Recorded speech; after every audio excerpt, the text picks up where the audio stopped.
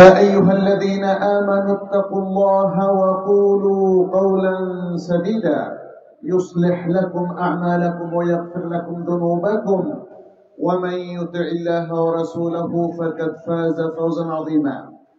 أما بعد فإن خير الحديث كتاب الله وخير الهدي هدي محمد صلى الله عليه وسلم وشر الأمور محدثاتها وكل محدثة بدعة وكل بدعة ضلالة وكل ضلالة في النار. ثم أما بعد. দারাত তৌহিদ education foundation Panchagarh কর্তৃক আয়োজিত আজকের এই মহতী অনুষ্ঠানের সম্মানিত সভাপতি, অতিথিবৃন্দ, বিশিষ্ট আলেম দ্বীন ডক্টর ইমাম হুসাইন সহযোগী অধ্যাপক, জাতীয় বিশ্ববিদ্যালয়, অভ্যাগত অন্যান্য অতিথি সুধী এবং দিন দরদি ভাই এবং বোনেরা, আপনাদের সবাইকে স্বাগত জানাচ্ছি আমাদের আজকের এই অনুষ্ঠানে। আহলান ওয়া সাহলান বিকুম। অত্যন্ত গুরুত্বপূর্ণ একটি বিষয় আপনাদের সামনে আমি সংক্ষিপ্তভাবে উপস্থাপন করার চেষ্টা করছি ইনশাআল্লাহ। বিষয়টি ইতিমধ্যেই জেনেছেন, সেটি হচ্ছে সুন্নাহ ও বিদআহ, দুটো বিপরীত জিনিস। সুন্নাহ মুসলিমদের একটা অত্যন্ত গুরুত্বপূর্ণ সোর্স অফ নলেজ, যেটাকে আমরা বলি জ্ঞানের উৎস। ইসলামিক জ্ঞানের উৎস কয়টা? দুটো, আল কোরআন এবং আস সুন্নাহ। এর মধ্যেই দ্বীন দুনিয়া এবং আখিরাতের সকল জ্ঞান এর মধ্যেই আছে। আমরা শুরুতে আল্লাহর তৌফিক কামনা করছি যেন এ বিষয়ে একজন মুসলিমের জন্য যা জানাটা অত্যন্ত জরুরি, আমরা সে বিষয়গুলো খুব সহজেই শেয়ার করতে পারি। ফাআকুলু ওয়াবিল্লাহি তাওফিক। আস-সুন্নাহ এটা আমাদের অনেকেই খুব ভালো করে জানে না, তবে আল হাদিস বললে অনেকেই বোঝে, তাই না? হাদিস এবং সুন্নাহ এটি নবী সাল্লাল্লাহু আলাইহি ওয়াসাল্লামের সাথে সম্পৃক্ত একটা জ্ঞান ভান্ডার, যা নবী সাল্লাল্লাহু আলাইহি ওয়াসাল্লাম বলেছেন, যা তিনি করেছেন এবং যে সকল বিষয়ে তিনি সম্মতি জ্ঞাপন করেছেন, সম্মতি দিয়েছেন, ওকে বলেছেন, সেটি হচ্ছে মূলত আস-সুন্নাহ এবং আল হাদিস। এই দুটোর মধ্যে কেউ কেউ কিছু পার্থক্য করেন। যেমন সুন্নাহ বলা হয় নবী সাল্লাল্লাহু আলাইহি ওয়াসাল্লামের যেসব বিষয় আমাদের জন্য দলিল, উলামায়ে কেরামের মধ্যে কেউ কেউ এটা বলেছেন। আর আল হাদিস হচ্ছে নবী সাল্লাল্লাহু আলাইহি ওয়াসাল্লামের সাথে সম্পৃক্ত যে কোনো কিছু, এমনকি তার চেহারা কেমন ছিল, তিনি কিভাবে হাঁটতেন, কিভাবে ঘুমাতেন এবং কি খেতে ভালোবাসতেন, এগুলো হাদিসের অন্তর্ভুক্ত। যেমন আশ-শামাইল, আপনারা জানেন ইমাম তিরমিজির বিখ্যাত একটি গ্রন্থ আছে আশ-শামাইল। আর শামাইলের মধ্যে কি আলোচনা করা হয়েছে? আলোচনা করা হয়েছে নবী সাল্লাল্লাহু আলাইহি সাল্লামের যে কোনো এই যে দৈহিক অবয়ব থেকে আরম্ভ করে তার সব প্রত্যেকটা জিনিস, তার দেহ সাথে রিলেটেড, তার হাত, তার চোখ, তার চুল এবং আরো অন্যান্য জিনিস, শামাইল। আর তাহলে শামাইলটাও হাদিসের অন্তর্ভুক্ত। এটা মুহাদ্দিসিনে কেরামের কাছে নবী সাল্লাল্লাহু আলাইহি সাল্লামের যে কোনো কথা, কাজ, মনসম্মতি, তার আখলাক, তার সৃষ্টির সাথে, স্বভাবের সাথে এবং দৈনন্দিন কাজের সাথে রিলেটেড যে কোনো ইনফরমেশন, এটা হাদিসের অন্তর্ভুক্ত। আর সুন্নাহ হচ্ছে তার এই হাদিসের মধ্য থেকে যেগুলো দলিল হিসাবে গণ্য, সেগুলোকেই ইসলামের প্রখ্যাত যারা ফকিহ এবং উসুলি ছিলেন, তারা দলিল হিসাবে এগুলোকে উপস্থাপন করেছেন এবং এগুলোর মাধ্যমে মুসলিম উম্মার জন্য যে হুকুমগুলো সাব্যস্ত হয় সেটি তারা উল্লেখ করেছেন। সুন্নাহ শব্দের শাব্দিক অর্থ হচ্ছে নিয়ম, নীতি, পদ্ধতি, জীবন পদ্ধতি। অতএব সুন্নাতু রাসূলিল্লাহ সাল্লাল্লাহু আলাইহি ওয়াসাল্লাম বলতে নবী সাল্লাল্লাহু আলাইহি ওয়াসাল্লামের পদ্ধতিকেই বোঝায়। নবী সাল্লাল্লাহু আলাইহি ওয়াসাল্লামের দ্বীনি পদ্ধতি, দ্বীনি বিষয়, তার সকল বক্তব্য ওহীর আলোকে যা তিনি মানব জাতির জন্য দিয়েছেন এবং তার লাইফ স্টাইল কি ছিল, এটাই হলো সুন্নাহ। সুন্নাহ মানার প্রয়োজনীয়তা কতটুকু, এটা আজকের মানুষের জন্য খুবই গুরুত্বপূর্ণ একটি প্রসঙ্গ। আমরা সুন্নাহ মানতে কি বাধ্য? কেন মানব? এই সুন্নাহ আমাদের কোন জীবনের দিকে ধাবিত করছে? প্রথমে আসি সুন্নাহ মানার বিধানটা কি। সুন্নাহ মানার বিধান হচ্ছে এটি ফরজ। প্রত্যেক ইন্ডিভিজুয়াল মুসলিমের উপর সুন্নাহ মেনে চলা কি বলেন তো? ফরজ।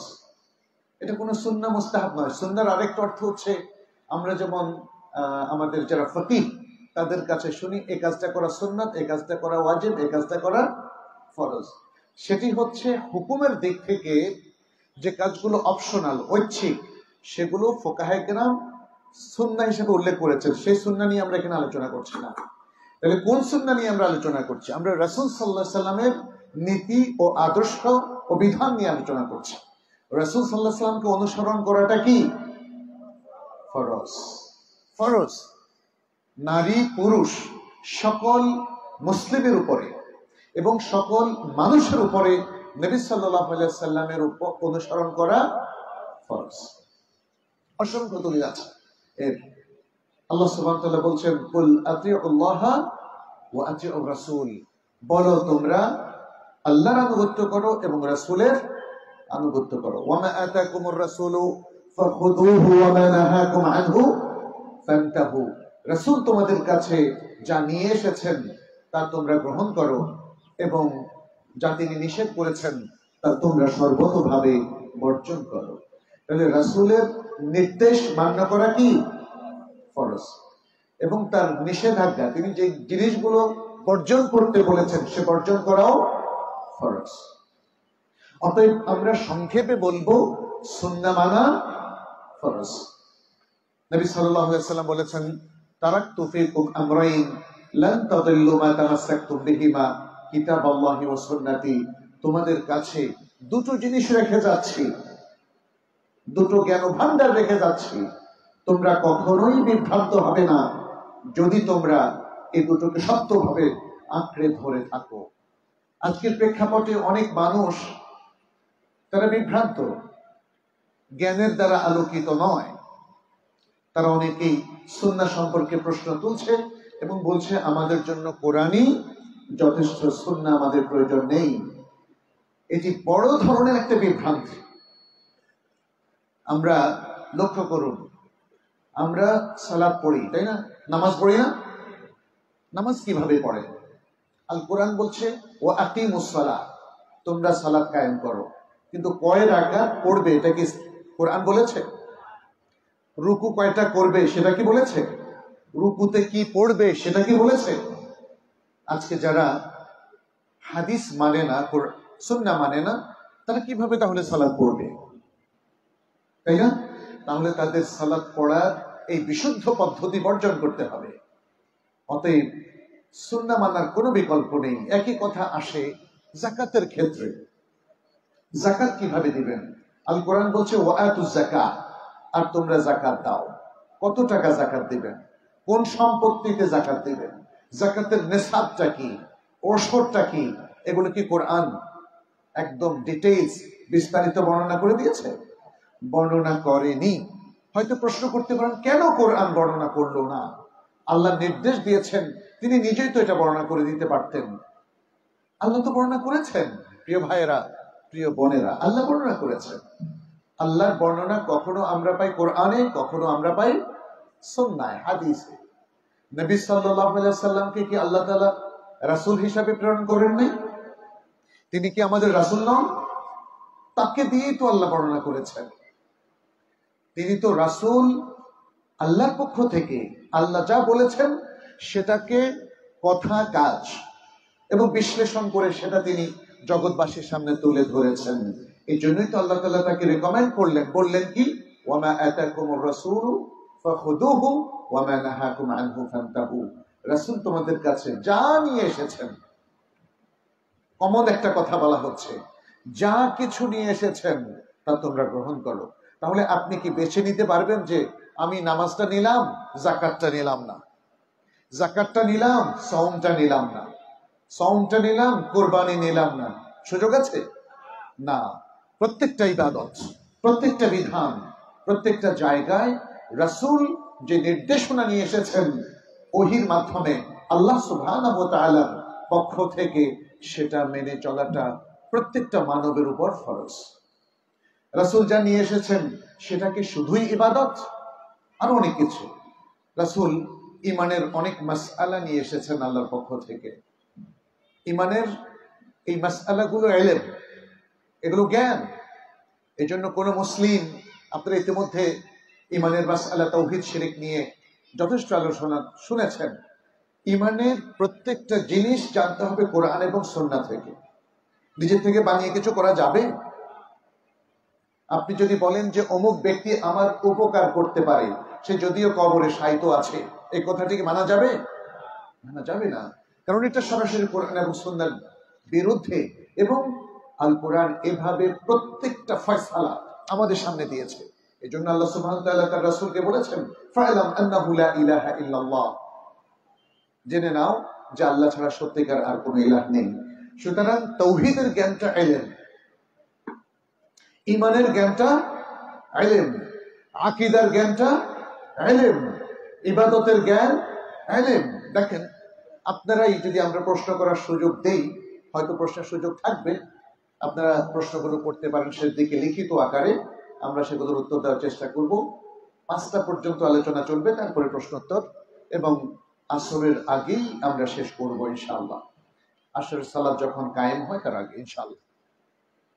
প্রত্যেকটা জায়গায় দেখেন সালাতের মাসআলাগুলো, এগুলো কি ইলম না? সবার কি জানা আছে? না।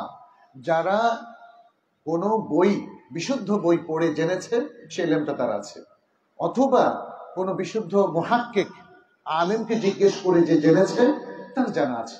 আবার অনেক মাসআলা দেখবেন যে জানা নাই। তাহলে বোঝা গেল সালাতের এ টু জেড, শুরু থেকে শেষ পর্যন্ত এটা ইলম। আপনাকে বিশুদ্ধভাবে সালাত পড়তে হলে, নামাজ পড়তে হলে আপনাকে ইলমটা অর্জন করতে হবে। তাওহীদের জ্ঞান, আকীদার জ্ঞান, ইবাদতের জ্ঞান, এগুলো ইলম। হালাল হারামের জ্ঞানটাও কি ইলম কিনা? জি, অবশ্যই। কোনটা হালাল আর কোনটা হারাম, এটা কে নির্ধারণ করে দিয়েছেন? আল্লাহ। কমন একটা নিয়ম হচ্ছে, আল্লাহ সুবহানাহু ওয়া তাআলা আকীদা এবং ইবাদতের ক্ষেত্রে ফরজগুলো মেনশন করে দিয়েছেন। আকীদার ক্ষেত্রে, ইবাদতের ক্ষেত্রে তিনি যা উল্লেখ করেছেন, এর বাইরে আর কোনো কিছু করা যাবে না, কোনো কিছু ভাবা যাবে না, কোনো বিশ্বাস নতুন করে আনায়ন করা যাবে না। কিন্তু মুআমালাতের ক্ষেত্রে যেটা আমরা দেখি, তিনি হারামগুলো বলে দিয়েছেন, তাহলে বোঝা গেল এর বাইরের গুলো হালাল। হারামগুলো মেনশন করে দিয়েছেন, এর বাইরের গুলো হারামের পরে বাইরের গুলো হালাল, হালালের বাইরের গুলো হারাম। ফলে আমরা দেখতে পাচ্ছি মুআমালাতের মধ্যে হালাল হারাম এটাও ইলমের বিষয়, তবে হালালের সংখ্যা অনেক বেশি, হারামের সংখ্যা অনেক কম, যাতে মানুষ তাদের খাবার দাবার, চলাফেরা, জীবন পরিচালনা প্রত্যেকটা জায়গায় আল্লাহর নির্দেশ অনুযায়ী চলাটা তাদের জন্য সহজ হয়ে যায়। এখন আমরা বুঝতে পারলাম যে সুন্নাহর সহযোগিতা ছাড়া একজন মুসলিমের ইমানি জিন্দেগি চলে না। সুন্নাহ ভিত্তিক জীবনযাপনের মধ্য দিয়েই কোরআনকে ফলো করা হয়। যদি কোনো ব্যক্তি সুন্নাহকে অস্বীকার করেন, সুন্নাহকে অ্যাভয়েড করেন, সুন্নাহকে উপেক্ষা করেন, তাহলে তার কোরআনী জীবনযাপন করা সম্ভব হবে না। যেহেতু সুন্নাহ হচ্ছে আল কোরআনের বিশুদ্ধ ব্যাখ্যা। আল কোরআনের তাফসীর দেখেন অনেকেই করে না? মুফাসসিরে কোরআন অনেকেই আছেন, কিন্তু সুন্নাহর মাধ্যমে ব্যাখ্যাটাই হচ্ছে কোরআনের সঠিক ব্যাখ্যা। অতএব যারা কোরআনকে মেনে চলতে চান, আল্লাহর নির্দেশ যারা অক্ষরে অক্ষরে পালন করতে চান, তাদেরকে সুন্নাহ মানতে হবে, তথা রাসূলুল্লাহ সাল্লাল্লাহু আলাইহি সাল্লামের জীবন আদর্শ এবং তার পদাঙ্ক এবং প্রত্যেকটা জায়গায় তার নির্দেশনা মেনে চলতে হবে, এর আর কোনো বিকল্প নেই। সম্মানিত সুধী, আমি এখন আপনাদের সামনে কয়েকটা পয়েন্ট একটু উল্লেখ করতে চাই সুন্নাহর বিষয়ে, এবং তারপর সুন্নাহর বিপরীত যে অবস্থান বেদআহ, সেটা নিয়ে কথা বলবো ইনশাআল্লাহ। রাসূল সাল্লাল্লাহু আলাইহি সাল্লামের সুন্নাহকে অনুসরণের জন্য যেটা সবার প্রয়োজন, সবার আগে, সেটি হচ্ছে তার প্রতি ঈমান রাখা এবং তার প্রতি মাহাব্বা পোষণ করা। রাসূল সাল্লাল্লাহু আলাইহি সাল্লামের প্রতি মাহাব্বা পোষণ করা এটা মূলত রাসূলের প্রতি ঈমানের অংশ।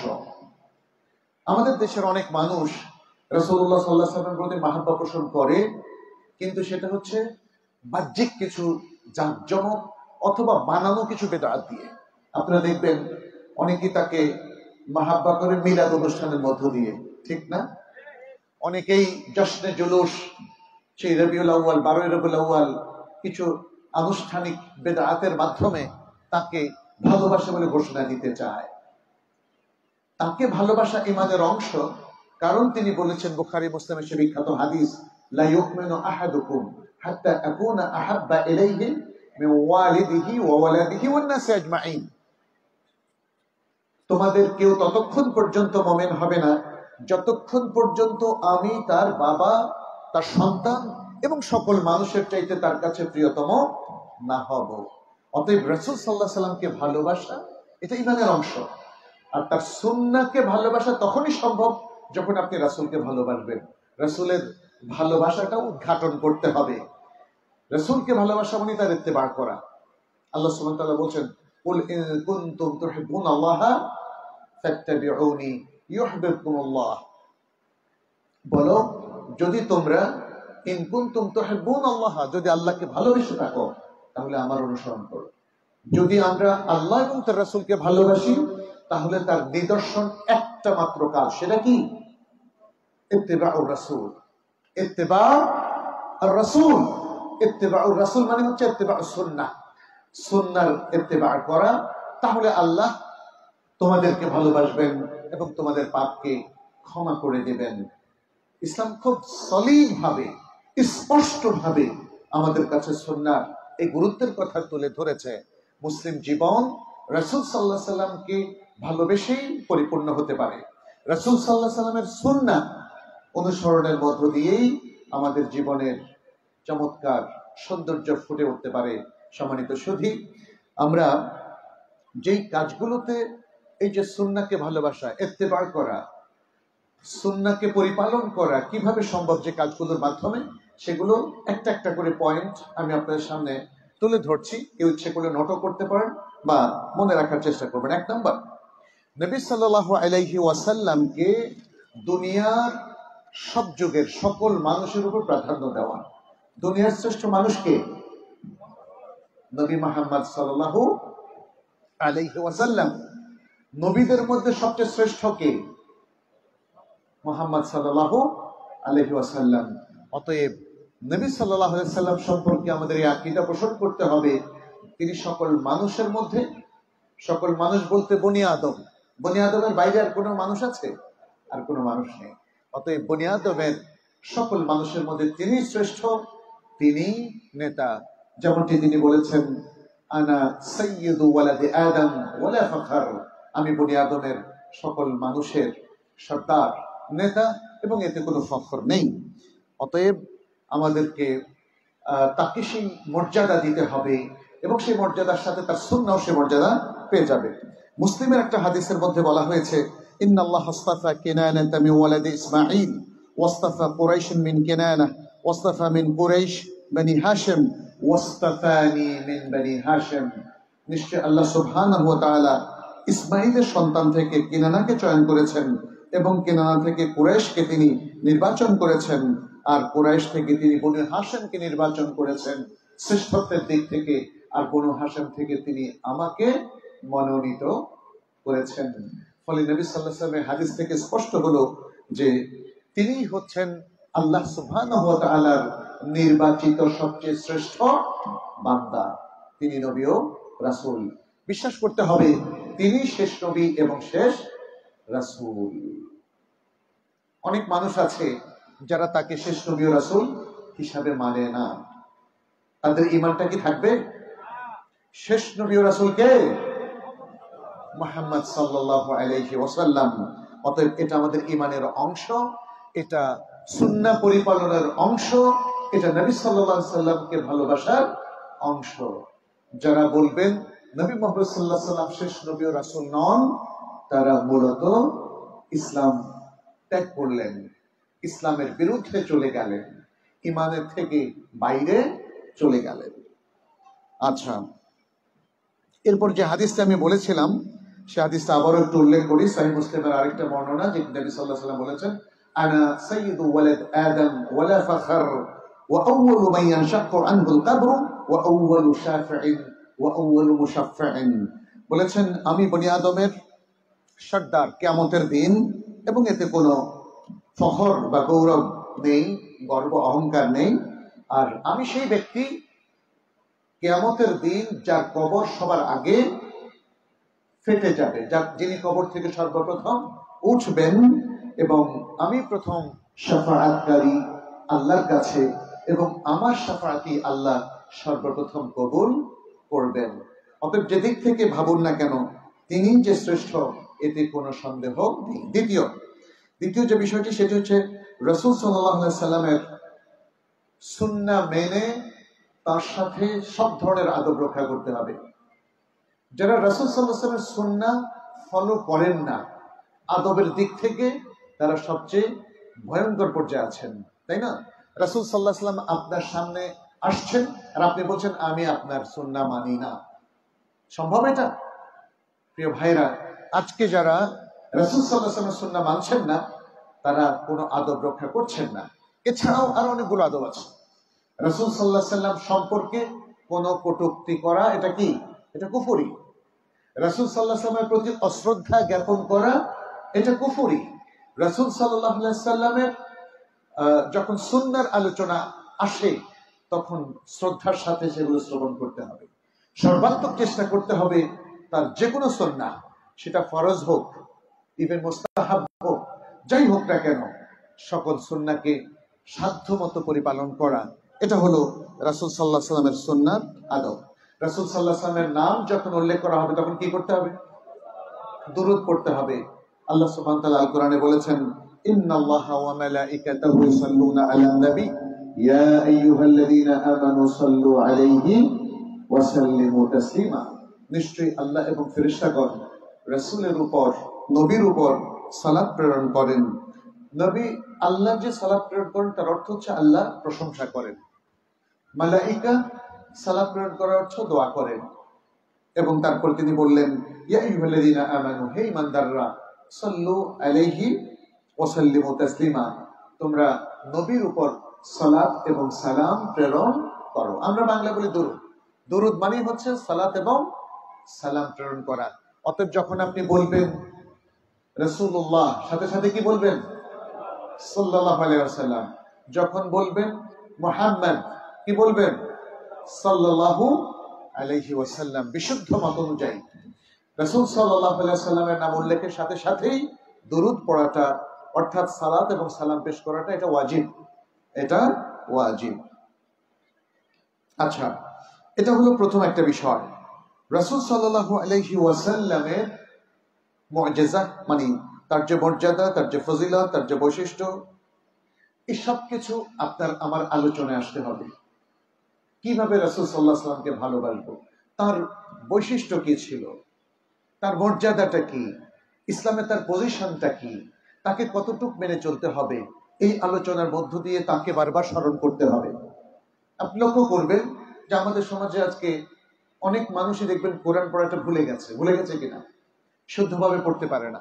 কারণ প্রতিদিন কোরআন পড়ার যে একটা সুন্দর রেওয়াজ ছিল মুসলিম সমাজে, এটা এখন আর নাই। মানুষ ফজর করে ঘুমিয়ে থাকে, আর কখন পড়বে সে কোনো রুটিন করে না। আপনার ডেইলি রুটিনের মধ্যে কি আল কোরআন অধ্যয়ন আছে? যদি না থাকে, আপনি কোরআন ভুলে যাবেন। আপনার ডেইলি রুটিনের মধ্যে নবী সাল্লাল্লাহু আলাইহি ওয়াসাল্লামের সুন্নাহর আলোচনা কি আছে? নাই। যদি না থাকে, আপনি ভুলে যাবেন। এগুলো আপনার পরিবারের মধ্যে করতে হবে। আপনি যখন খেতে বসেন, খাওয়ার আদব নিয়ে একটা হাদিস কি পড়তে পারেন না? এবং একটা আয়াত কি পড়তে পারেন না? আল কোরআন থেকে একটা আয়াত যদি আপনি রাত্রের খাবারের আগে পড়েন, পরিবারের সবার সাথে এটাকে শেয়ার করেন, তাহলে দেখবেন আপনি, আপনার স্ত্রী, সন্তান, সবাই দেখবেন আল্লাহমুখী হচ্ছে, কোরআনমুখী হচ্ছে, হাদিসমুখী হচ্ছে। কিন্তু আজকে আমরা এসব কিছু ভুলে যাচ্ছি, কারণ আমাদের দৈনন্দিন জীবনের মধ্যে না কোরআনের কোনো অবস্থান আছে, না সুন্নাহর কোনো অবস্থান আছে। ফলে আমরা কোরআন সুন্নাহ দুটোই ভুলে যাচ্ছি। আমরা এমন এক মুসলিম প্রজন্ম হিসাবে গড়ে উঠছি, যারা আল্লাহ এবং তার রাসূলের ইতাআতের ধার ধারে না। দেখবেন যে এই সমাজে বহু মানুষ সালাত পড়ে না, বহু মহিলা ঠিকমতো কোরআন পড়তে পারে না, এবং এই সুযোগটা নিচ্ছে বাতিল ফেরকাগুলো। এই সুযোগটা নিচ্ছে বাতিল ফেরকাগুলো। আমাদের এই দেশের মধ্যে, আপনাদের পঞ্চগড়েই আমরা শুনেছি অনেক বাতিল ফেরকার কাজ রয়েছে। যে গাফেল মুসলিমরা আছে ওদেরকে একটু কথা বললেই বাতিলের দিকে চলে যাচ্ছে, যাচ্ছে কিনা বলেন? এটা খুব ঝুঁকিপূর্ণ। একজন ইমানদার তার ইমান হারালে আল্লাহর কাছে কি সে আর কোনোদিন ক্ষমা পাবে? প্রিয় ভাইরা, অতএব এই যে সুন্নাহর যে আদবগুলো বলছি, এগুলো রক্ষা করুন। এগুলো একটা প্রোটেকশন, আমাদের ইমানের প্রোটেকশন, আমাদের মুসলিম জাতিসত্তার প্রোটেকশন। আপনি সুন্নাহর সাথে আদবগুলো যদি রক্ষা না করেন, তাহলে ধীরে ধীরে দিন ইসলাম থেকে আপনি দূরে সরে যাবেন। তৃতীয় যে বিষয়টি, সেটি হচ্ছে মুহাম্মদ সাল্লাল্লাহু আলাইহি সাল্লাম বা নবী সাল্লাল্লাহু আলাইহি সাল্লাম। এই যে নবী মুহাম্মদ রাসূল, আমি রাসূলকে ভালোবাসি, এভাবে বলবেন না। কি বলবেন? আমি রাসূল সাল্লাল্লাহু আলাইহি ওয়াসাল্লামকে ভালোবাসি। মুহাম্মদ শ্রেষ্ঠ মানুষ, এভাবে বলবেন না। কি বলবেন? মুহাম্মদ সাল্লাল্লাহু আলাইহি ওয়াসাল্লাম শ্রেষ্ঠ মানুষ। সুতরাং এই আদবটাও আমরা রক্ষা করব। সূরা নূরের মধ্যে আল্লাহ সেই নির্দেশনা দিয়েছেন, বলেছেন লা তাজআলু দুআ আর-রাসূলি বাইনাকুম কাদুআই বা'দিকুম বা'দা। তোমরা একে অপরকে যেভাবে ডাকো তোমাদের মধ্যে রাসূলকে তোমরা সেভাবে ডেকো না। আল্লাহ সুবহানাহু ওয়া তাআলা যখন রাসূলের কথা উল্লেখ করেন তখন কি সাল্লাল্লাহু আলাইহি ওয়াসাল্লাম বলেন না। কিন্তু বান্দার জন্য এটা অবধারিত, বান্দার জন্য এটা অবধারিত। যারা আমরা মুসলিম তারা রাসূল সাল্লাল্লাহু আলাইহি ওয়াসাল্লামের নাম উচ্চারণ করার সাথে সাথে সাল্লাল্লাহু আলাইহি ওয়াসাল্লাম বলবো। এরপরে আরেকটি আদব হচ্ছে এই, যখন আমরা মসজিদে নববী জিয়ারত করি তখনও সে আদবটা রক্ষা করতে হবে। নবী সাল্লাল্লাহু আলাইহি ওয়াসাল্লাম যখন জীবিত ছিলেন তার সামনে উচ্চ স্বরে সাহাবায়ে কেরাম কথা বলতেন না। তাহলে আমরা যখন নবী সাল্লাল্লাহু আলাইহি ওয়াসাল্লামের কবর জিয়ারত করতে যাব, সুন্নাহ ফলো করতে হবে। অনেকেই দেখা যাচ্ছে যে সুন্নাহ ফলো করেন না। অনেকেই সালাতের মতো তার কবরের সামনে দাঁড়ান এইভাবে হাত বেঁধে। হাত বেঁধে কি কবর জিয়ারত করার কোনো বিধান নাজিল হয়েছে? না। আপনি স্বাভাবিকভাবে থাকবেন, আপনি বলবেন আসসালামু আলাইকুম, আসসালামু আলাইকা ইয়া রাসূলুল্লাহ, নবীর কবরের সামনে। আর আজকে এখানেও যে কবরস্থানগুলো আছে সে কবরস্থানগুলোতে আপনি সুন্নাহ পদ্ধতিতে সালাম দেবেন। আপনি বলবেন আসসালামু আলাইকুম দারা কওমিল মুমিনিন ওয়া ইন্না ইনশাআল্লাহু বিকুম লাহিকুন নাসআলুল্লাহ লানা ওয়া লাকুমুল আফিয়াহ। আর যদি আরেকটু বলতে চান, আরেকটা রিওয়ায়াতে যেমন আছে ইয়ারহামুল্লাহু ওয়াল মুস্তাকদিমিনা মিন্না ওয়াল মুস্তাখিরিন। শেষ। কবর জিয়ারত খুব সংক্ষেপেই করতেন সাহাবায়ে কেরাম রিদওয়ানুল্লাহি আলাইহিম আজমাইন। স্বয়ং নবী সাল্লাল্লাহু আলাইহি ওয়াসাল্লাম তিনি আমাদেরকে শিখিয়ে দিয়েছেন কবর যদি আমরা জিয়ারত করি কিভাবে করব। কিন্তু আজকে কবর জিয়ারতের ক্ষেত্রে আপনি দেখেন কত রকম রসম রেওয়াজ। সেখানে ফাতিহা খানি করা হয়, সেখানে ইয়াসিন সূরা পড়া হয়। কোথায় পেয়েছেন এটা? তাই না? কোরআন এবং সুন্নাহর কোথাও যদি না পান তাহলে আপনি কোত্থেকে এই রেওয়াজটা চালু করলেন? আমাদেরকে সেটা নিয়ে একটু চিন্তা করতে হবে। এটা ভাববেন না এতকাল শুনে এসেছি। নতুন করে ভাবুন, নতুন করে এলেমটাকে একটু যাচাই করুন। কারণ এটা করতে হয়। গ্রামের হাতুড়ে ডাক্তার, তার কাছে গিয়ে সব সমাধান কি আপনি পাবেন? আপনাকে অবশ্যই ভালো ডাক্তারদের সাজেশন নিতে হবে যদি আপনি ভালো চিকিৎসা চান। অতএব এই যে ইলমুশ শরিয়ার যে জ্ঞান, সুন্নাহর যে জ্ঞান, এই জায়গায় একটু দেখতে হবে এতকাল আমাদের আমলটা কেমন ছিল, আর সত্যিকার সঠিক বিশুদ্ধ আমলটা কি।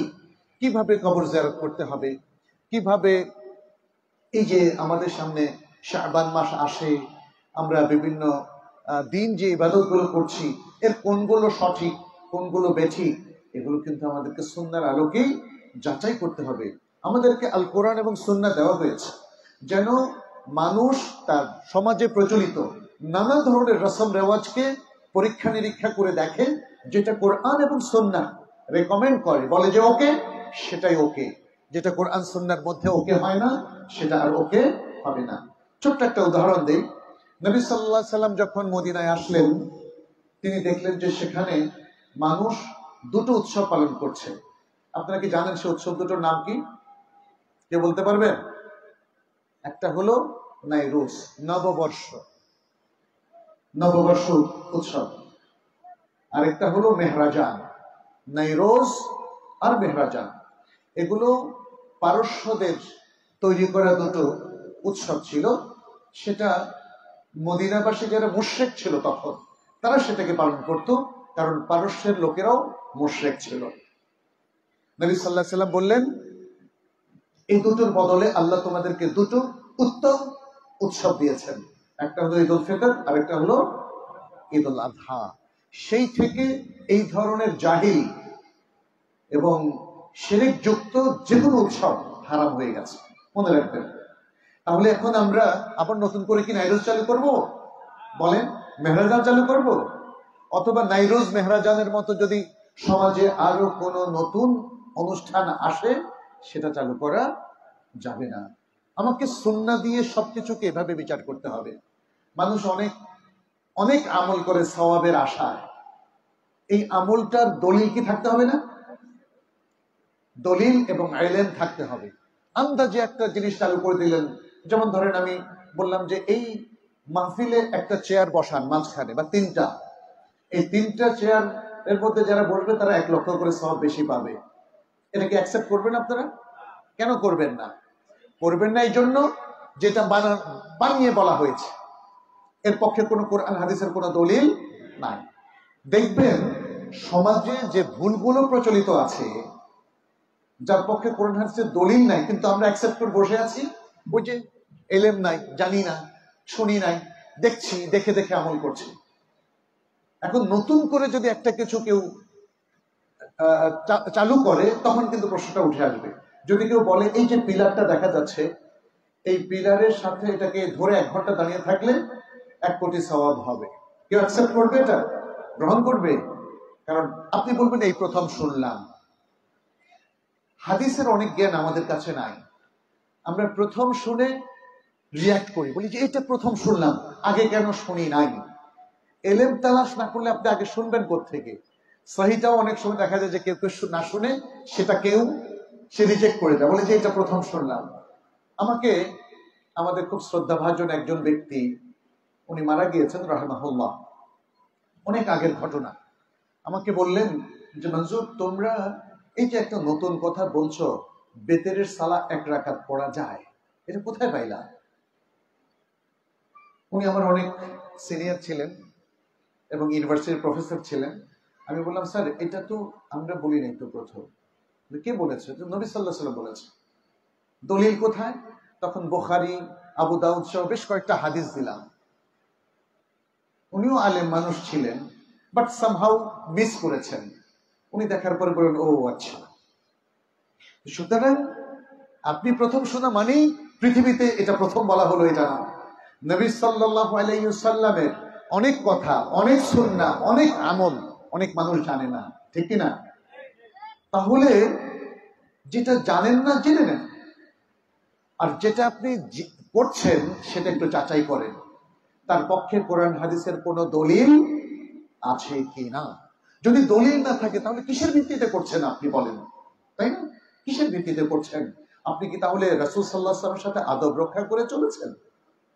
এটা কি রাসূল সাল্লাল্লাহু আলাইহি ওয়াসাল্লামের সুন্নাহর সাথে বেয়াদবি হচ্ছে না? যে আপনি আমল করছেন তার সুন্নাহকে পাশ কাটিয়ে নিজে একটা জিনিস চালু করে, অথচ চালু করার অধিকার আল্লাহ সুবহানাহু ওয়া তাআলা শুধু নবী সাল্লাল্লাহু আলাইহি ওয়াসাল্লামকেই দিয়েছেন, আর কাউকে দেন নাই। প্রিয় ভাইরা, এই জায়গা আমাদের খুব সাবধান হতে হবে। এই জন্য সুন্নাহ এত গুরুত্বপূর্ণ। সুন্নাহর সকল বই আপনাদের হাতের কাছে আছে।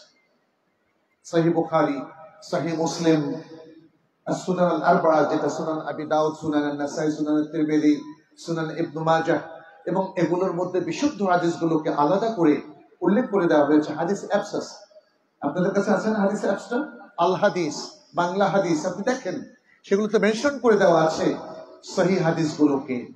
আর এই সহিহ হাদিসগুলো অনুসরণের মধ্য দিয়েই আসলে সুন্নাহ পরিপালন সম্ভব, রাসূল সাল্লাল্লাহু আলাইহি ওয়াসাল্লামের প্রতি আদব রক্ষা করা সম্ভব, সুন্নাহর জ্ঞান অর্জন করার মধ্য দিয়েই রাসূল সাল্লাল্লাহু আলাইহি ওয়াসাল্লামকে ভালোবাসা সম্ভব। আপনি যদি সুন্নাহ অনুযায়ী জীবন পরিচালনা না করেন, ইবাদত পরিচালনা না করেন, হালাল হারাম নির্ধারণ না করেন, তাহলে আপনার আমার ইসলামী জীবন যাপনটা প্রশ্নবিদ্ধ হয়ে পড়বে। আমরা ভুল পথে চলে যাব এবং অনেক ভালো ভালো আমল মিস করে ফেলব। সুতরাং আমাদের উচিত হবে সুন্নাহর প্রতি এই দায়িত্বটুকু পালন করা। তৃতীয় যে বিষয়টা বলবো, রাসূল সাল্লাল্লাহু আলাইহি ওয়াসাল্লাম সুন্নাহয় যে সংবাদগুলো দিয়েছেন সেগুলোকে বিশ্বাস করতে হবে। যদিও আপনার মনে হয় যে আপনি বুঝেন নাই, আপনার মনে হয় আমার যুক্তিতে ধরে না। রাসূল সাল্লাল্লাহু আলাইহি ওয়াসাল্লাম ওহী মারফত যেই সংবাদগুলো প্রাপ্ত হয়েছেন মানুষের কাছে সেটা তিনি ট্রান্সফার করেছেন। কখনো বনী ইসরাইল সম্পর্কে আছে না, তার অনেক উক্তি, অতীত ইতিহাস সম্পর্কে তিনি হাইলাইট করেছেন এবং তিনি ভবিষ্যতে ঘটবে এমন সব বিষয়ও উম্মাহকে জানিয়েছেন। ফলে এগুলোর প্রতি আমাদের বিশ্বাস, যেমন মাহদী আসবেন, এটা তিনি বলেছেন না, কিয়ামত হবে, এটা কোরআনও বলেছেন, তিনিও বলেছেন। কিয়ামতের অনেকগুলো ছোট আলামত, মধ্যম আলামত এবং 10টা বড় বড় আলামত তিনি বলেছেন কিনা? আপনি কি এগুলোকে অস্বীকার করবেন? যে আপনার মাথায় ধরছে না, যুক্তিতে এগুলো টিকছে না আপনার কাছে। মনে রাখবেন একটা বিষয়, অধিকাংশ মানুষ যারা কোরআন সুন্নাহর বিরোধিতা করছে, তারা বিরোধিতা করছে শুধু একটা পয়েন্ট, সেটা হচ্ছে তাদের আকল, তাদের বুদ্ধিবৃত্তি এটাকে গ্রহণ করছে না। শুধু একটা কারণেই তারা অস্বীকার করছে, না হলে আর কোনো দলিল নেই। আল্লাহ কি তাদের কাছে আরেকটা ওহী নাযিল করেছেন? তাদের কাছে কি অন্য কোন নবী এসেছে যে বলেছে মুহাম্মদ সাল্লাল্লাহু আলাইহি সাল্লাম ঠিক নয়, আমি ঠিক?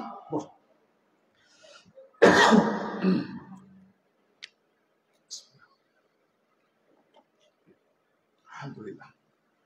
সুতরাং সুন্নাহকে তার মর্যাদা দিতে হবে, নবী সাল্লাল্লাহু আলাইহি সাল্লামকে সত্য প্রতিপন্ন করতে হবে।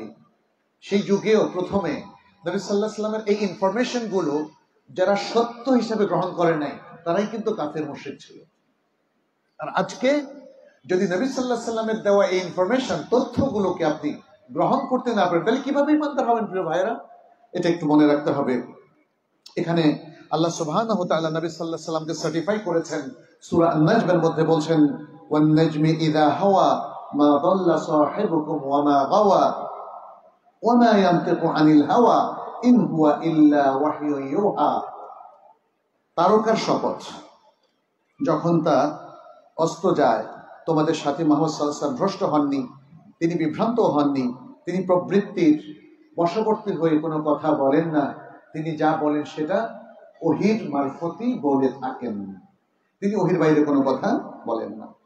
তৃতীয় যে বিষয়টি, সেটি হলো নবী সাল্লাল্লাহু আলাইহি সাল্লামের সুন্নাহর আলোকে জীবন পরিচালনা করা, তার মানে তার ইত্তেবা করা। আমরা জানি ইবাদত কবুল হওয়ার অন্যতম একটা শর্ত হচ্ছে সুন্নাহ অনুযায়ী ইবাদত করা। সালাত যদি আপনি ইচ্ছা মতো করেন, নবী সাল্লাল্লাহু আলাইহি সাল্লামের সালাতের বাইরে অন্যরকম সালাত পড়েন, সালাত কি হবে? হবে না। ঈদের সালাত, জুমার সালাত, তাহাজ্জুদ সালাত, চাশতের নামাজ, যেটাই আপনি পড়েন না কেন, পদ্ধতি কয়টা? একটা। নবী সাল্লাল্লাহু আলাইহি ওয়াসাল্লাম কুরবানি করবেন নবী সাল্লাল্লাহু আলাইহি ওয়াসাল্লামের পদ্ধতিতে, হজ করবেন কার পদ্ধতিতে? নবী সাল্লাল্লাহু আলাইহি ওয়াসাল্লামের পদ্ধতিতে, উমরা করবেন নবী সাল্লাল্লাহু আলাইহি ওয়াসাল্লামের পদ্ধতিতে। যে কোনো ইবাদত, প্রত্যেকটা কাজের ক্ষেত্রে নবী সাল্লাল্লাহু আলাইহি ওয়াসাল্লামকে অনুসরণ করাটাই হলো ইসলামের বিধান। আর যদি কোনো ইবাদত নবী সাল্লাল্লাহু আলাইহি ওয়াসাল্লামের পদ্ধতি অনুযায়ী করা না হয়, তাহলে সেই ইবাদত কখনোই কবুল হবে না। কারণ নবী সাল্লাল্লাহু আলাইহি ওয়াসাল্লামের পদ্ধতির বাইরে যে পদ্ধতি আছে সেটাকে কি বলা হয়? বিদআহ। মান আহদাথা ফি আমরিনা হাদা মা লাইসা মিনহু ফাহুয়া রাদ্দুন। বুখারী মুসলিমের বিখ্যাত সে হাদিস, যে ব্যক্তি আমাদের এই দ্বীনের মধ্যে নতুন কোনো কিছু প্রচলিত করলো যেটা দ্বীনের অন্তর্ভুক্ত নয়, সেটা মারদুদ, সেটা প্রত্যাখ্যাত, রিজেক্টেড। অতএব দ্বীনের মধ্যে নতুন কোন ইবাদত, নতুন কোন সওয়াবের কাজ নিজেদের মতো করে চালু করার কোনো সুযোগ নেই। আমরা বেদাতের চ্যাপ্টারে সেটা আলোচনা করব ইনশাআল্লাহ। তাহলে এটা গেল চতুর্থ পয়েন্ট। পঞ্চম পয়েন্ট হচ্ছে রাসূল সাল্লাল্লাহু আলাইহি সাল্লামের সুন্নাহ বিধানটা দ্বিধাহীন চিত্তে মেনে নিতে হবে। আপনার যদি দ্বিধা থাকে তাহলে ঈমানটা চলে যাবে। দলিল কি? দলিল হচ্ছে সূরা আন-নিসার 65 নম্বর আয়াত। আল্লাহ সুবহানাহু ওয়া তাআলা বলেন, ফালা ওয়া রাব্বিকা লা ইউমিনুন হাত্তা ইউহাক্কিমুকা ফীমা শাজারা বাইনাহুম সুম্মা লা ইয়াজিদু ফি আনফুসিহিম হারাজাম মিম্মা কাযাইতা ওয়া ইউসাল্লিমু তাসলিমা।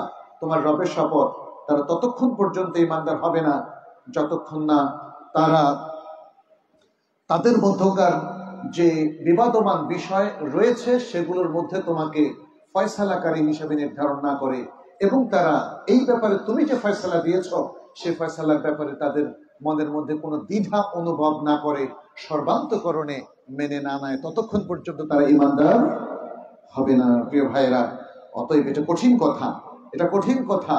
আপনি কি সুন্নাহ মেনে নিচ্ছেন নাকি নিচ্ছেন না? কেন মেনে নিচ্ছেন না এই প্রশ্নটা করতে হবে। সুন্নাহ মেনে না নিলে ঈমান থাকবে না, সুন্নাহ মেনে না নিলে ঈমান থাকবে না। আরেকটা বিষয় হচ্ছে রাসূল সাল্লাল্লাহু আলাইহি ওয়াসাল্লামের পক্ষে অবস্থান নেওয়া। মুমিন মাত্রই রাসূল সাল্লাল্লাহু আলাইহি ওয়াসাল্লামের পক্ষে অবস্থান নেয়, কারণ তিনি আমাদের নেতা, তার কাছে আমরা সুন্নাহ পেয়েছি, তিনি আমাদের শিক্ষক, তিনি আমাদের গোটা মানবতার শিক্ষক, মুসলিম উম্মাহর শিক্ষক, মুআল্লিমুল বাশার। অতএব তাকে মেনে নিতে হবে এবং তার পক্ষে অবস্থান গ্রহণ করতে হবে। সেটা আল্লাহ সুবহানাহু ওয়া তাআলা আল কোরআনে সূরা আল হাশরের মধ্যেও উল্লেখ করে দিয়েছেন, লিল ফুকারাইল মুহাজিরিন আল্লাযীনা উখরিজু মিন দিয়ারিহিম ওয়া আমওয়ালিহিম। জি, আচ্ছা, আযানটার পরে আমরা কথা বলছি ইনশাআল্লাহ।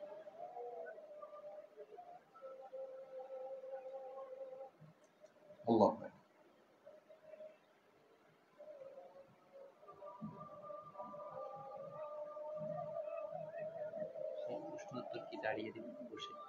বসে দেব, 5 মিনিট কথা বলি। হ্যাঁ, 5 মিনিটে শেষ করে দেব। আপনারা একটু বসুন, আমরা ইনশাআল্লাহ সালাতের আগে শেষ করে দেব। একটু বসুন।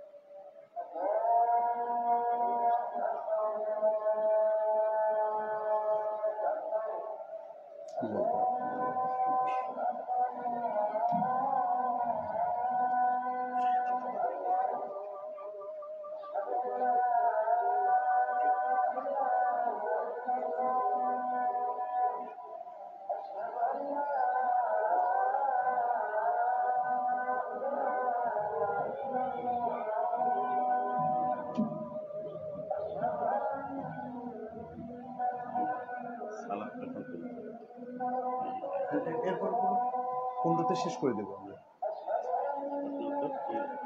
এই যে এখন দেব প্রশ্নোত্তর, এখানে দাঁড়িয়েই দেই, কারণ ওখানে আবার স্থান করতে সমস্যা। যে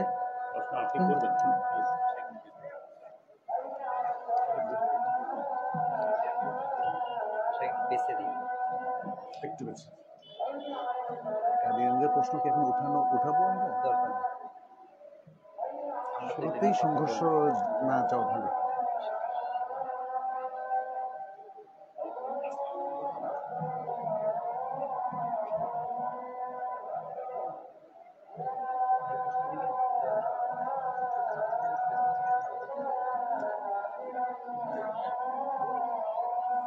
শুরু করে আমরা আজানের পর শুরু করছি ইনশাআল্লাহ। সালাতের আগে আমরা শেষ করব। আমরা বলেছি রাসূল সাল্লাল্লাহু আলাইহি ওয়াসাল্লামের পক্ষে অবস্থান নেওয়া। আল কোরআনে আল্লাহ তাআলা সাহাবাদের বৈশিষ্ট্য হিসেবে উল্লেখ করেছেন, ওয়ায়ানসুরুনাল্লাহ ওয়া রাসূলা, তারা আল্লাহ এবং তার রাসূলকে সাহায্য করে, অর্থাৎ তাদের বিধান মেনে চলে। এবং আরেকটি বিষয় হচ্ছে রাসূল সাল্লাল্লাহু আলাইহি ওয়াসাল্লামের মাহাব্বা করার যেটা একটা আলামত, তার সাহাবাদেরকে ভালোবাসে। তাই না? বাবা মাকে ভালোবাসলে তার বন্ধুদেরকে ভালোবাসবে, আর রাসূল সাল্লাল্লাহু আলাইহি ওয়াসাল্লামকে ভালোবাসলে তার সাহাবাদেরকে ভালোবাসতে হবে, তার আহলুল বাইতকে ভালোবাসা এবং সাহাবাদেরকেও আদর্শ হিসাবে গ্রহণ করা। এরপর রাসূল সাল্লাল্লাহু আলাইহি ওয়াসাল্লামের সুন্নাতের প্রচার এবং প্রসারে আপনাদেরকে, আমাদেরকে সবাইকে একটা অবদান রাখতে হবে, চেষ্টা করতে হবে। এই সব কিছুর মধ্য দিয়ে প্রমাণ করতে হবে যে আমরা সুন্নাহকে ধারণ করি, রাসূল সাল্লাল্লাহু আলাইহি ওয়াসাল্লামকে ভালোবাসি, সুন্নাহকে ইত্তেবা করার মধ্য দিয়ে রাসূল সাল্লাল্লাহু আলাইহি ওয়াসাল্লামকে ইত্তেবা করি এবং আল্লাহর অনুসরণ করি। কারণ আল্লাহ সুবহানাহু ওয়া তাআলা বলছেন, মান ইউতি'র রাসূলা ফাকাদ আতা আল্লাহ, যে রাসূলকে অনুসরণ করলো সেই মূলত আল্লাহকে অনুসরণ করলো। অতএব রাসূল সাল্লাল্লাহু আলাইহি ওয়াসাল্লামের সুন্নাহর বিরোধিতা করে, তার সুন্নাহ থেকে বের হয়ে গিয়ে কখনোই আমাদের পক্ষে রাসূল সাল্লাল্লাহু আল্লাহর বিধানকে কার্যকর করা সম্ভব নয়। আমি সেকেন্ড বিষয়ে 2-3 মিনিট বলবো, যেহেতু সময় খুব সংক্ষিপ্ত, যেটা নিয়ে আজকে হয়তো দীর্ঘ আলোচনা করার সুযোগ নেই। সেটি হচ্ছে বেদআহ। সুন্নাহর ঠিক বিপরীত অবস্থান হচ্ছে বেদআহ। বেদআহ মানে হচ্ছে টু ইনোভেট, কোনো জিনিস নতুন করে সৃষ্টি করা, কোনো জিনিস নতুন করে চালু করা। আর বেদআতের শারঈ সংজ্ঞা হচ্ছে, ডেফিনেশন হচ্ছে যে ইসলামটা আমরা নবী সাল্লাল্লাহু আলাইহি ওয়াসাল্লামের মাধ্যমে পেয়েছি, সাহাবায়ে কেরামের কাছ থেকে সনদ ভিত্তিক যে ইসলামটা আমরা পেয়েছি, সেই ইসলাম থেকে বের হয়ে নতুন কোনো কাজ বা আমলকে সওয়াবের কাজ হিসেবে সাব্যস্ত করা এবং সেটাকে চালু করে দেওয়া। যেটা রাসূল সাল্লাল্লাহু আলাইহি ওয়াসাল্লাম করেননি, তার সাহাবায়ে কেরাম করেননি, তারা কেউ করতে বলেননি, করাটা যাবে এরকম কোনো সংবাদও দেননি। এই 3টা যুগের মধ্যে যে আমলটা ছিল না, পরবর্তী যুগে আমরা কিছু সওয়াবের আমল চালু করে দিলাম, বললাম যে এই কাজ করলে ভালো হবে। এরকম অসংখ্য উদাহরণ আমাদের দেশে আছে।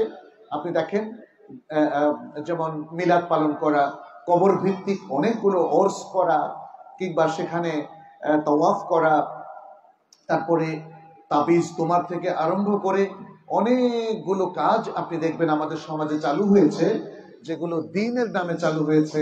একটা ঘর উদ্বোধন করতে গেলেও তারা মিলাদ পড়ে। রাসূল সাল্লাল্লাহু আলাইহি ওয়াসাল্লাম ঘর হয় নাই নতুন, হ্যাঁ। তারপরে এই যে জশ্নে জুলুস, তাকে মহাব্বতের নামে, এই যে অসংখ্য দলিল আছে যেগুলো আমরা দেখতে পাচ্ছি নতুন সৃষ্টি হয়েছে, অথচ প্রথম 3 যুগে সেগুলোর কোনো আমলের নিদর্শন নেই। এগুলো হচ্ছে বেদআহ, এগুলো ইসলামে গ্রহণযোগ্য। নবী সাল্লাল্লাহু আলাইহি ওয়াসাল্লাম বলেছেন, ইয়াকুম ওয়া মুহদাসাতিল উমুর ফাইন্না কুল্লা মুহদাসাতিন বিদআহ ওয়া কুল্লা বিদআতিন দালালাহ ওয়া কুল্লা দালালাতিন ফিন-নার। সাবধান, তোমাদেরকে আমি সতর্ক করে দিচ্ছি, তোমরা দ্বীনের মধ্যে নতুন নতুন আবিষ্কার থেকে নিজেদেরকে বিরত রাখো। দ্বীনের মধ্যে কোনো নতুন আবিষ্কার করো না, কারণ দ্বীনের মধ্যে নতুন কোনো প্রচলন বা আবিষ্কার, এটা হলো বেদআহ। আর প্রত্যেক বেদআত হলো দালালা, বিভ্রান্তি। প্রত্যেক বিভ্রান্তি মানুষকে জাহান্নামের দিকে নিয়ে যায়। আফসোস হয় সে সকল ভাই বোন যারা হয়তো জেদ করেন, জানার বুঝার চেষ্টা করেন না যে বেদআত এবং ভুলের মধ্যে তারা আছেন, সেটাকে আঁকড়ে ধরে থাকেন। তারা মনে করেন এটা ইবাদত। ইবাদত যদি দলিল ভিত্তিক না হয়, কি হবে সেটা? বেদআত। স্পষ্ট কিনা? অতএব প্রত্যেকটা ইবাদতের জন্য আপনার দলিল থাকতে হবে। আপনি যদি বলেন ফরজ, তার দলিল থাকতে হবে। যদি বলেন ওয়াজিব, তার দলিল থাকতে হবে। যদি বলেন মুস্তাহাব, সুন্নাহ, তার দলিল থাকতে হবে। যদি বলেন মাকরুহ, তারও দলিল থাকতে হবে। যদি বলেন হারাম, তার দলিল থাকতে হবে। ইসলাম পুরোটা এলেমের উপর প্রতিষ্ঠিত, জ্ঞানের উপরে। আর এই যে আমরা দলিলের কথা বলছি, এটাই জ্ঞান। অতএব দলিলের বাইরে আপনি যদি কোনো কাজ দ্বীনি কাজ হিসাবে করেন, সওয়াবের আশায় করেন, ইবাদত হিসাবে করেন, অথবা প্রতিষ্ঠিত কোনো ইবাদতের সাথে যোগ করে দেন, অথবা প্রতিষ্ঠিত ইবাদতের ফরম্যাট পাল্টে দেন নতুন করে, নতুন ভাবে, যেমন সালাত পড়ার সময় এভাবে হাত রাখেন, অথবা ওই যে হিজবুত তাওহীদ যে স্টাইলে সালাত পড়ে, এরকম কোন স্টাইলে সালাত পড়েন, তাহলে ভাই নিশ্চিত এগুলো আমাদের দ্বীনের বাইরের কাজ, এগুলো বেদআতযুক্ত কাজ। সে বেদআতযুক্ত কাজ হওয়া থেকে আমাদেরকে সতর্ক থাকতে হবে। আমি আপনাদের কিছু প্রশ্নের উত্তর দিচ্ছি। আমাদের হাতে আর মাত্র 6-7 মিনিট সময় আছে সালাতের আগে, এর মধ্যে আমি সংক্ষেপ করে দিচ্ছি ইনশাআল্লাহ। একজন ভাই বলেছেন, আমি অনেক প্রশ্ন এসেছে, সব প্রশ্ন আমরা নিতে পারছি না, সময়ের কারণে দেখতে পাচ্ছেন, অতএব গুরুত্বপূর্ণ প্রশ্নগুলো আমরা নিচ্ছি। বলেছেন, আমি এক পাবলিক প্রতিষ্ঠানে চাকরি করি, কাস্টমারদেরকে মাঝে মধ্যে মিথ্যা বলে পণ্য বিক্রি করে ফেলি, সেক্ষেত্রে কি করা ঠিক হবে? আপনি আপনি এই মিথ্যা কথা বলবেন না। মিথ্যা কসম করে যারা এইভাবে পণ্য বিক্রি করে তারা আল্লাহ লানত প্রাপ্ত এবং তারা আরো অনেকগুলো নিয়ামত থেকে বঞ্চিত হবে। আর এটা কবিরা গুনাহ, বড় ধরনের কবিরা গুনাহ। তার চেয়েও বড় হলো আপনার ইনকামটা হালাল হচ্ছে না, আপনি হারাম ইনকাম করছেন। ভাই এত কষ্ট করে হারাম ইনকাম কেন করবেন, তাই না? আরেকটি প্রশ্ন হচ্ছে, আমি একটি দোকান দিতে চাই, সেখানে কি সিগারেট পানি জাতীয় কোনো কিছু বিক্রি করা যাবে? না, সিগারেট খাওয়া হারাম, মাকরুহ না, এটা হারাম। তামাক খাওয়া হারাম, এটা স্পষ্ট, অনেক দলিল আছে। আমাদের অনেক ভাইরা বলেন এটা মাকরুহ, অতএব অসুবিধা নাই। কেউ কেউ বলেন এটা যেহেতু রাষ্ট্রে নিষিদ্ধ না, তাই না? টোবাকো, বিড়ি সিগারেট কি রাষ্ট্র নিষিদ্ধ করেছে? করে নাই। যেহেতু রাষ্ট্র জায়েজ করেছে, অতএব এটা হালাল। এই কথা কি গ্রহণযোগ্য বলেন তো? রাষ্ট্র তো জেনা ব্যভিচারও নিষেধ করে নাই, করছে? তাই বলি কি এটাও হালাল হয়ে যাবে? ইন্না লিল্লাহি ওয়া ইন্না ইলাইহি রাজিউন। প্রিয় ভাইয়েরা, ঈমান রক্ষা করে কথা বলবেন, আদব রক্ষা করে কথা বলবেন। যেটা আল্লাহ হারাম করেছে কিয়ামত পর্যন্ত সেটা হারাম থাকবে। আমেরিকাতে গেলেও সেটা হারাম, ইউরোপে গেলেও সেটা হারাম। অতএব খেয়াল রাখবেন। নারী পুরুষের সালাতের মধ্যে কোনো পার্থক্য আছে কি? নারী পুরুষের সালাতের মধ্যে মৌলিক কোনো পার্থক্য নেই। শুধু নারীরা তার পুরো আপাদমস্তক ঢেকে রাখবে, মুখমণ্ডল ছাড়া। তো এটা তো সালাতের অংশ না, এটা সালাতের একটা নির্দেশনা যে সালাতের মধ্যে পুরুষরা কিভাবে পোশাক পরবে, নারীরা কিভাবে পোশাক পরবে। তারপরে এহরামের মধ্যে পুরুষদের পোশাক কেমন হবে, নারীদের কেমন পোশাক হবে। হজের মূল কাজের মধ্যে তো কোনো পার্থক্য নাই, আছে? জাকাতের মূল ফরম্যাটের মধ্যে নারী পুরুষের পার্থক্য আছে? ওমরার মূল ফরম্যাটের মধ্যে পার্থক্য আছে? নারী নারীর মতোই ওমরা করবে, পুরুষ পুরুষের মতো ওমরা করবে। নারী নারীর মতো আপাতমস্তক ঢেকে সালাত পড়বে, আর পুরুষ তার মতো সালাত পড়বে। এই ইবাদত কোনগুলোর মধ্যেই আসলে নারী পুরুষের কোনো পার্থক্য নেই। সৌদিতে একদিন আগে সিয়াম রাখা হয়, আমাদের বাংলাদেশে তার পরের দিন সিয়াম রাখা হয়। একই দিনে কেন রাখা হয় না? একই দিনে চাঁদ দেখে না, এই জন্যে। এটা হলো সোজা সাপটা উত্তর। দ্বিতীয় হচ্ছে, সারা বিশ্বে একদিনে সিয়াম রাখা, একদিনে ঈদ করা, এটা কি ফরজ? উত্তর হচ্ছে যে নো, এটা ফরজ নয়। তবে এটা করা সম্ভব হলে করা যাবে কিনা? যদি সম্ভব হয় যে সারা বিশ্বের সবাই মিলে মুসলিমরা একমত হলো যে আমরা একদিনেই সিয়াম রাখবো যেখানে চাঁদ দেখা যাক, অথবা একদিনে ঈদ করবো যেখানেই চাঁদ দেখা যাক, এটা সম্ভব কিনা? উত্তর হচ্ছে এটাও সম্ভব। কিন্তু দেশগুলো একমত হইতে হবে, তাই না? যদি তারা একমত না হয়, তাহলে ভিন্ন ভিন্ন দিনে যে তারা করছে, কেউ একদিন আগে কেউ একদিন পরে, সেটাও ভ্যালিড, সেটাও ভ্যালিড। কসর সালাত জামাতে পড়লে কি সংক্ষিপ্ত করতে হবে? কসর মানে তো সংক্ষিপ্ত। কসর যদি নাই করেন তাহলে কসর সালাত হলো কি করে? তার মানে হচ্ছে আপনি বলতে চান মুসাফিররা যখন সালাত কসর করবে তারা জামাতের সাথে সেটা আদায় করতে পারবে কিনা? উত্তর হচ্ছে পারবে। মুসাফির যদি, ইমাম যদি মুসাফির হন তাহলে তিনি কসর করবেন, তার পেছনে মুসাফির এবং মুকিম সবাই ইক্তেদা করতে পারে, কিন্তু মুসাফিররা তার মতো কসর করবে, আর যারা মুকিম তারা উঠে যাবে 4 রাকাত ওয়ালা নামাজে, তারা বাকি 2 রাকাত আদায় করবে। ফজর এবং মাগরিবে কি কসর আছে? নাই। শিরিক ও বেদাত মুক্ত থাকা শিরিক ও বেদাত যুক্ত, অর্থাৎ যেই প্রতিষ্ঠানগুলোতে শিরিক এবং বেদাত হয় সেরকম কোন মাদ্রাসায় দান এবং ওষুধ দেওয়া যাবে কিনা? না। কারণ হলো যারা শিরিককে প্রমোট করছে, তাহলে আপনি তো দান করছেন যেন সে শিরিককে প্রমোট করে। আপনি এই শর্তে দিতে পারেন যে তারা এটাকে শিরিক মুক্ত করবে। কারণ মাদ্রাসার উদ্দেশ্যটা কি? মাদ্রাসা কি শিরিক প্রডিউস করবে, উৎপাদন করবে? মসজিদ কি শিরিক প্রডিউস করবে এই জন্য মসজিদ হবে? না। মসজিদ এবং মাদ্রাসার অন্যতম কাজ হচ্ছে কোরআন সুন্নাহকে তারা প্রতিষ্ঠিত করবে, তারা শিরিক মুক্ত করবে সমাজকে, মানুষকে, ছাত্রদেরকে, শিক্ষককে। অতএব তারা যদি তাদের মূল প্রোগ্রাম থেকে ফিরে আসে, তাদেরকে আপনি সাহায্য সহযোগিতা করতে পারেন না, ঠিক যেভাবে আপনি ডাকাতকে সাহায্য সহযোগিতা করতে পারেন না, রাষ্ট্রদ্রোহী লোকদেরকে সাহায্য সহযোগিতা করতে পারেন না, দুর্বৃত্তদেরকে, সাহায্য সহযোগিতা করতে পারেন। আমার মনে হয় আমাদের আর সময় নেই, আমি সভাপতির কাছে দিচ্ছি বা শেষ ঘোষণা যিনি দেবেন। আপনাদের সবাইকে অনেক ধন্যবাদ। পঞ্চগড় এসে আমাদের অনেক ভালো লাগলো। আমরা আশা করছি ভবিষ্যতে যদি আপনারা চান, হ্যাঁ, আমরা সেখানে কাজ করব। তাইবা একাডেমি আমাদের একটা প্রতিষ্ঠান, ইমাম বুখারী ট্রাস্ট এবং আমাদের কুলিয়াতুল কোরআন, এই প্রতিষ্ঠানগুলো নিয়ে আপনারা ফেসবুক থেকে এবং ওয়েবসাইট থেকে জানতে পারবেন। তাইবা একাডেমির একটা কোর্স এর কথা বলে আমি শেষ করে দিচ্ছি। আমাদের ডিপ্লোমা ইন ইসলামিক স্টাডিজ আছে, ডিপ্লোমা ইন আরবিক আছে এবং তালিমুল কোরআনের কোর্স বাড়িতে বসে বসে আপনারা করতে পারবেন।